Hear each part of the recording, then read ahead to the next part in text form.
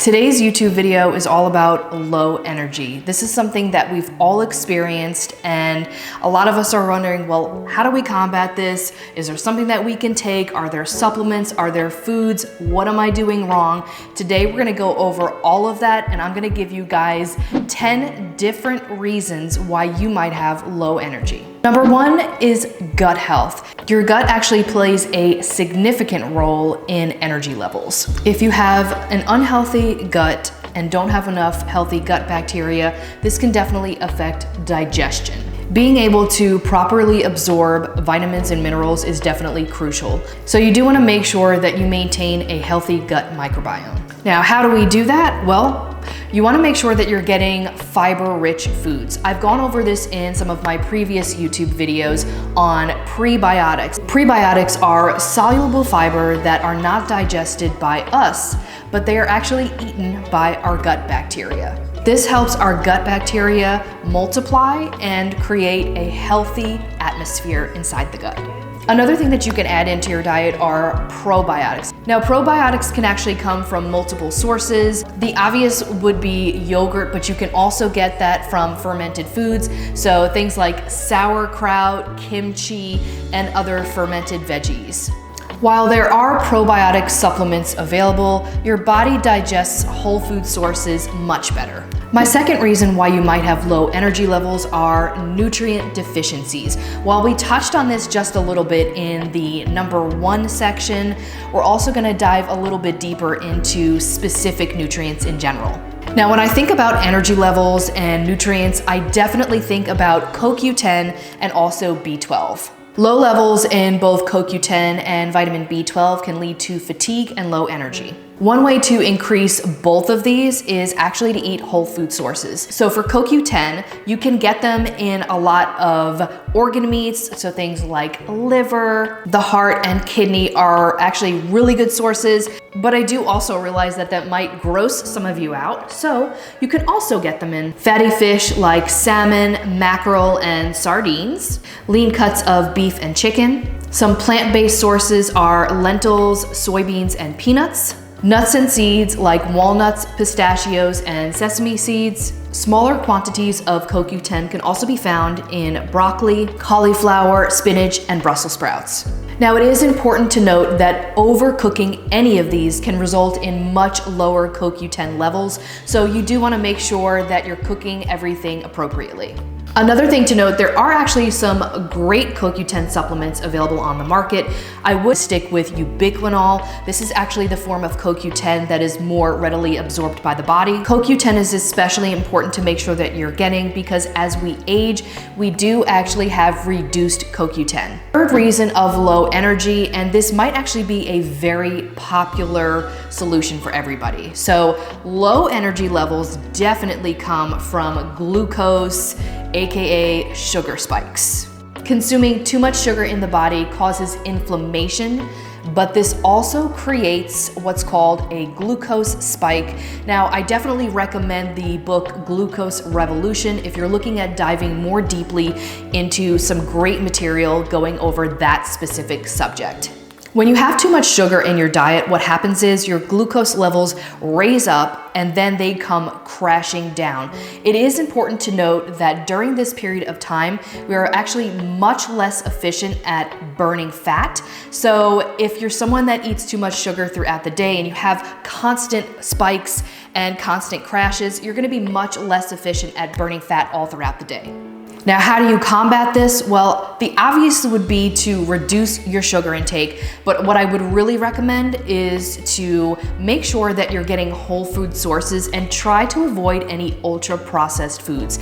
I did a YouTube video explaining the different processes and also the different types of processed foods, so make sure that you check out that as well. Increasing fiber and also the possibility of eating in a certain order.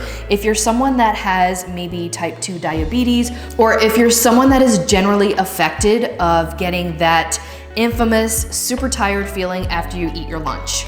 If you're someone that is dealing with type 2 diabetes, or if you're someone that has that infamous crash in the middle of the day after you eat your lunch, it's actually more common than you think.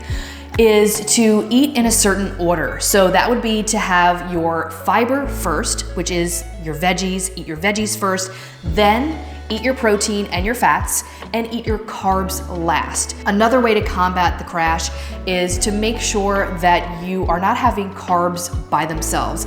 That could be fruit, that could be grains. No matter what type of carbs you have, you wanna make sure that you're eating something with it. So usually having a veggie with it, having some sort of substance like proteins and fats.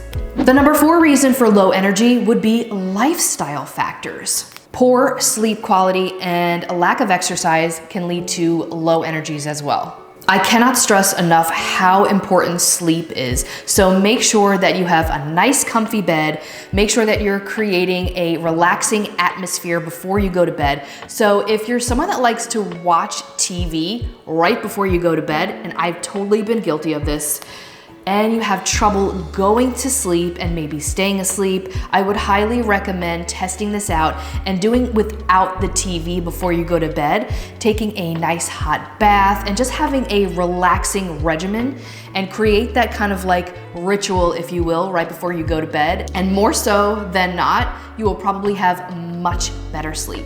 My number 5 reason for low energy levels could be dehydration. Water is crucial for not only bodily functions, but energy production.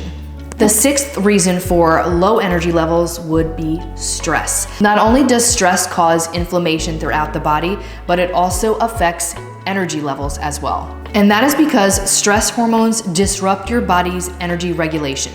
Now, I do have a couple of tips to reduce stress in your life. One of the most obvious would be to take out any negative relationships and maybe love from a distance. You can practice meditation. That's a great way to reduce stress as well. And also incorporating an exercise regimen, which I've mentioned previously.